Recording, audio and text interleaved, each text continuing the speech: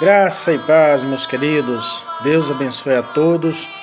Esse é mais um momento de reflexão e eu quero ser breve na mensagem que eu vou transferir para você.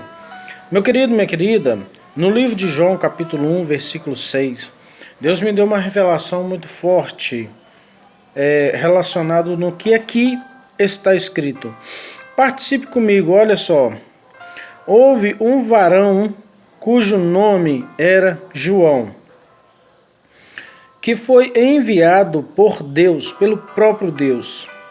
Este veio para testemunho, para testificar acerca da luz, para que todos crescem mediante ele. Mas ele não era a luz, mas daria testemunho acerca da luz.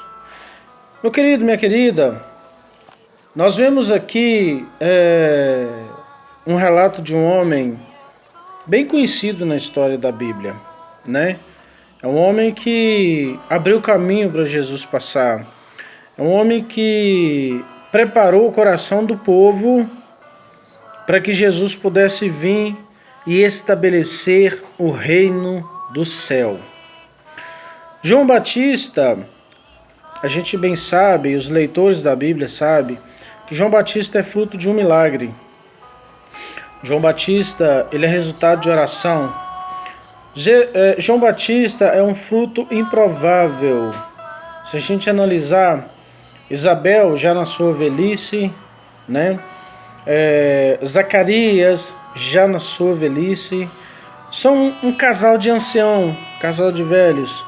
Não tinha mais uma destreza para cuidar de uma criança, embora o tempo passou e passou e passou, mas dentro do sonho dentro do coração daquela mulher, havia um anseio muito grande, ter um filho.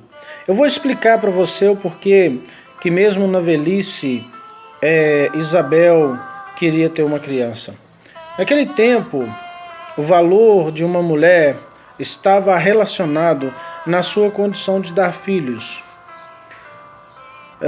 Uma família, ela daria sequência quando um homem nascesse, embora quando uma mulher nascesse de uma família, também essa família daria sequência, mas o filho homem, ele era bem mais valorizado. Por quê?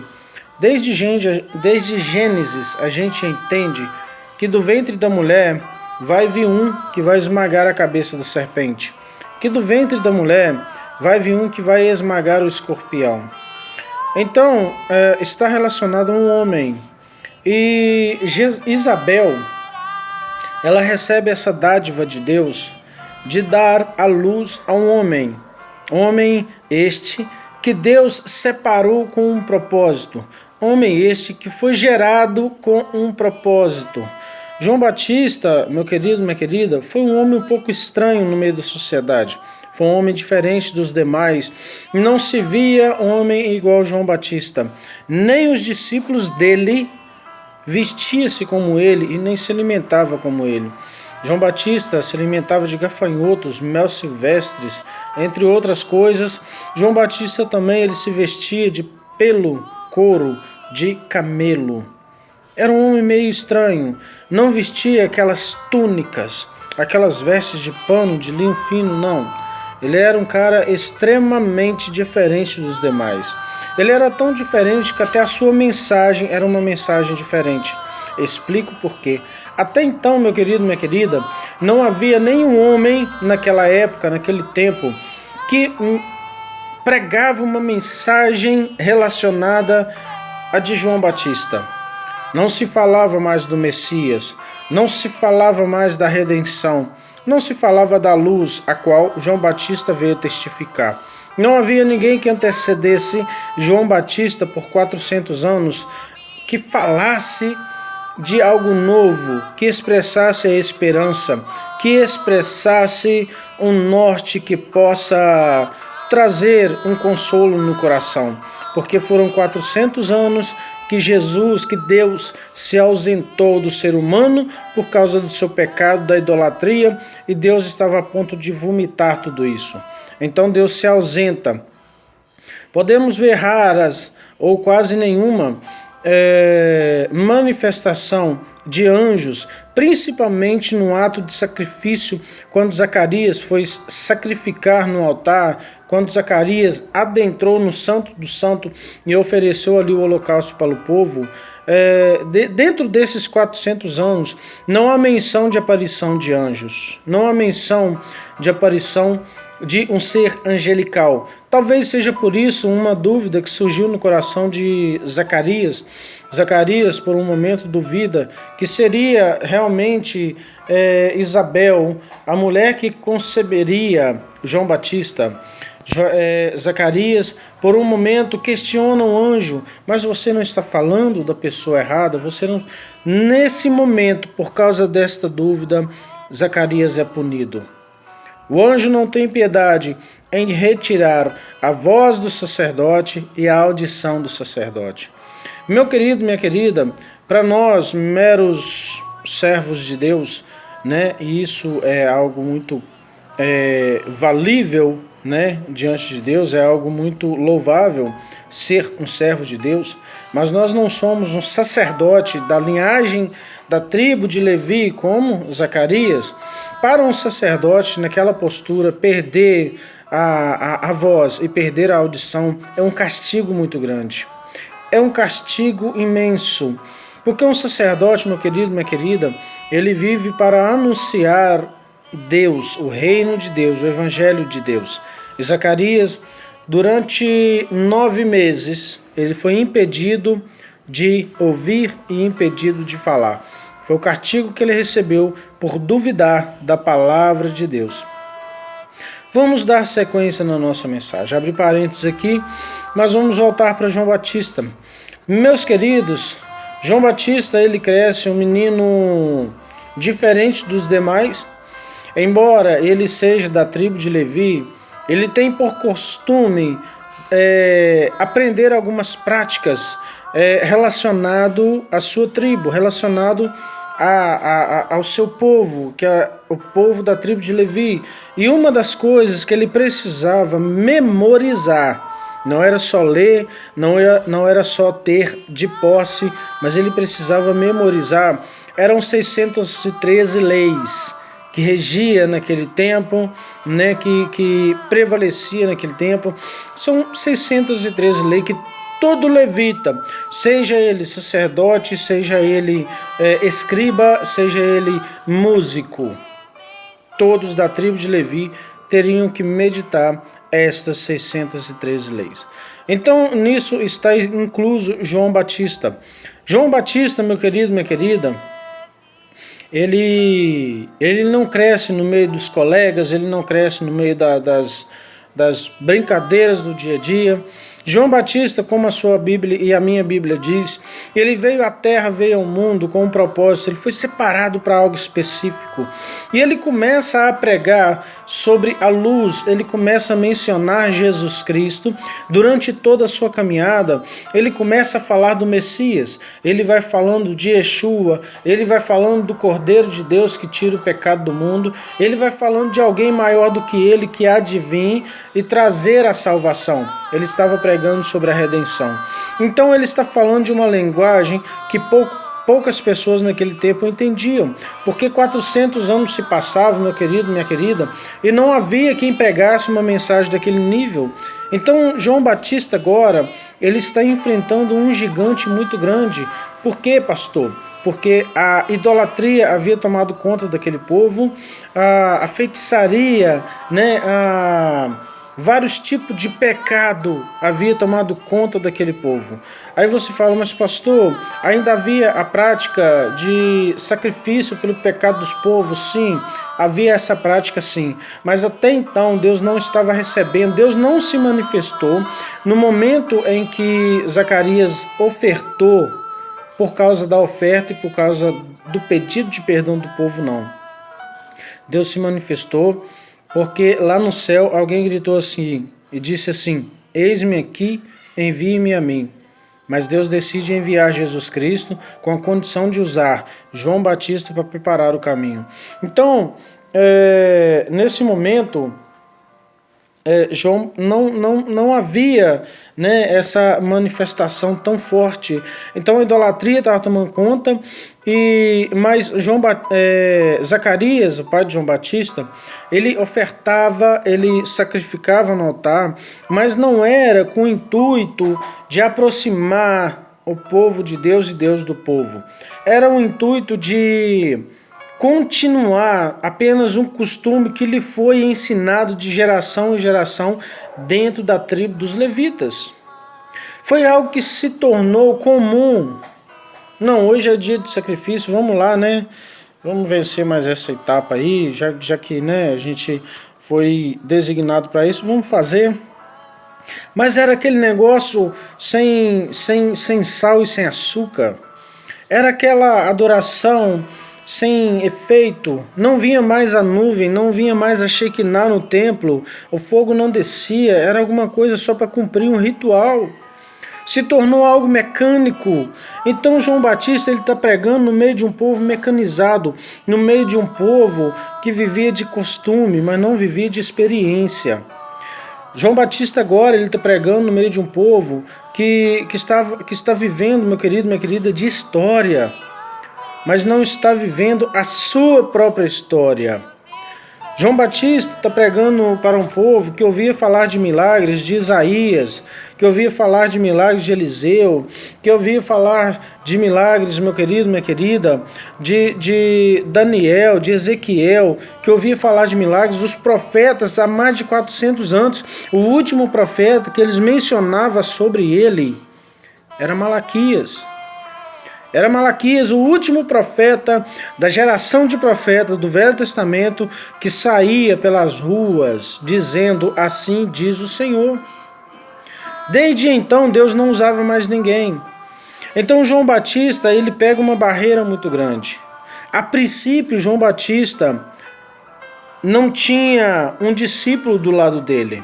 A princípio, João Batista não chamou 12 discípulos, não chamou um discípulo, não. A princípio, quem estava do lado de João Batista era o próprio Deus, e eu te explico por quê. João Batista, tudo que ele pregou, não foi lhe ensinado por ninguém.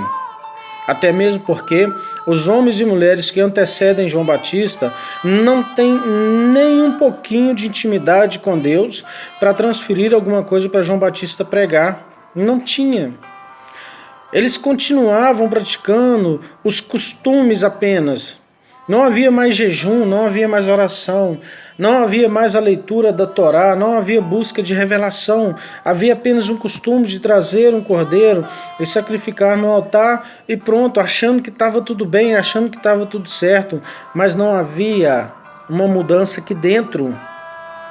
Então João Batista, ele pega um povo de coração tão duro, de uma cerviz tão duro, que Jesus fala que ele foi o maior de todos os profetas. O tamanho da barreira que João Batista pega.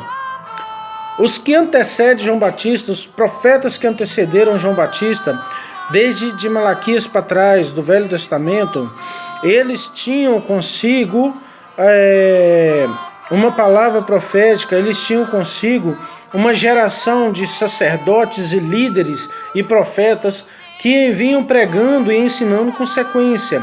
Mas quando dá esse intervalo de Malaquias até o Novo Testamento aí, não se vê mais profetas mencionando palavras de revelação, não se vê mais pessoas falando coisas extraordinárias vindo da parte de Deus. Então isso foi esquecido. E João Batista ele vem resgatando esse linguajar, mas trazendo uma semente nova, uma palavra nova, um norte diferente de tudo que foi feito antes. Talvez na medida que João Batista vinha pregando, algumas pessoas lembravam do profeta Isaías quando mencionava Jesus Cristo, por isso ele é chamado como profeta messiânico. Talvez os povos começavam a lembrar do livro de Salmo, quando faz menção do Cordeiro de Deus. Talvez as pessoas começavam a encaixar as peças e atinar que realmente João Batista é um homem que veio abrir o caminho. Então, meu querido, minha querida, João Batista pega num tempo de escassez espiritual e levanta um povo. Um pouco à frente, João Batista consegue gerar discípulos, consegue gerar pessoas, seguidores, pessoas que começam a acompanhar ele e começam a ouvi-lo, começam a estar perto dele. Meu querido, minha querida, com João Batista eu aprendo que não há nada tão difícil que não possa ser resolvido. O Evangelho, ele é uma ferramenta tão potente e tão poderosa que pode mudar a história. O Evangelho de Cristo, a palavra de Deus, é uma palavra tão eficaz que ela pode entrar na divisão da medula, das juntas de medula. O Evangelho de Cristo, a palavra de Deus, é algo tão edificante, transformador, que pode fazer coisas que aos olhos dos homens é impossível. João Batista não olhou as circunstâncias à sua volta, porque se ele olha e dá ouvido, ele teria desistido. Por um instante, Pedro andando por sobre as águas, quando ele olha para um lado e para o outro e a ventania batendo nas águas, ele começou a afundar, ele afundou. Quando João Batista está pregando, certamente levantou os zombadores, os caluniadores, os perseguidores, isso aí a gente vê. E começou a levantar contra ele. Começaram a indagar em relação ao ministério dele. João Batista estava arrastando multidão. João Batista desceu milhares de pessoas nas águas, mas sempre deixando claro, hoje eu vou batizar com água, mas vai vir um que vai batizar com Espírito Santo e com fogo, meu Deus. Vai vir um que vai fazer coisas sobrenaturais. Então João Batista sempre testificando da luz, sempre pregando a luz, sempre abrindo o caminho para Jesus, até que uma hora ele ergue a cabeça e os olhos dele brilham. Até que uma hora João Batista perde a fala, João Batista perde o rumo, João Batista perde o norte, fica sem rumo. Porque ele olha e de longe ele consegue testificar. Eis aí o Cordeiro de Deus que tira o pecado do mundo. Agora João Batista está vendo que seu ministério está chegando no fim, a sua missão está chegando no fim. Jesus chega para ele e fala assim, eu preciso ser batizado por você.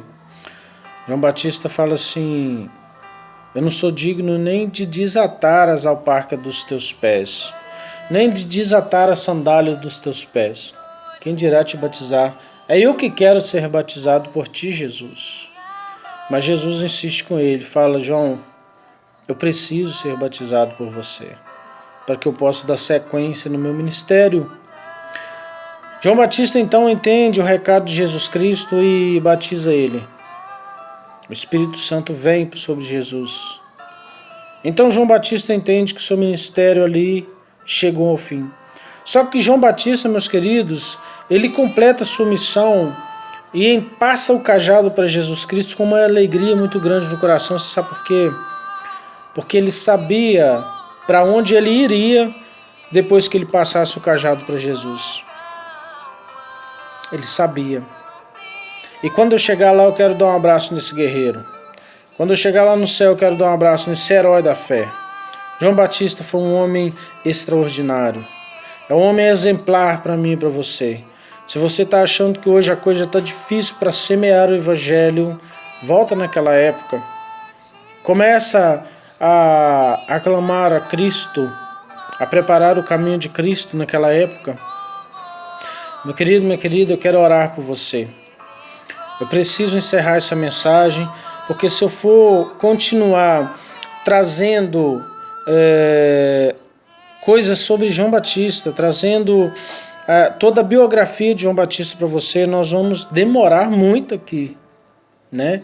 Mas eu acredito que em breve eu vou fazer um outro vídeo para você, dando continuidade a essa mensagem. Mas que Deus te abençoe, meu querido. Que Deus te guarde, que Deus te proteja. É um prazer estar com vocês, tá? Compartilhe essa mensagem. Faça com que o máximo de pessoas conheçam a história de Yeshua, conheçam a palavra de Deus, conheçam o ministério, né, de João Batista, que foi um ministério exemplar, porque o cajado de João Batista foi passado para mim e para você. Hoje, quem prepara o caminho para Jesus somos nós. Nós vamos preparar o caminho para que quando ele venha buscar a noiva adornada, a noiva que se preservou durante todos esses anos, ele vai vir buscar para morar com ele no céu de glória. Amém? Leve um forte abraço do pastor Alex. Que Deus te abençoe de forma sobrenatural. E que a paz do Senhor, que excede todo entendimento humano, se estenda a cada coração, em nome de Jesus. Amém e amém, queridos. Tchau a todos. Deus abençoa.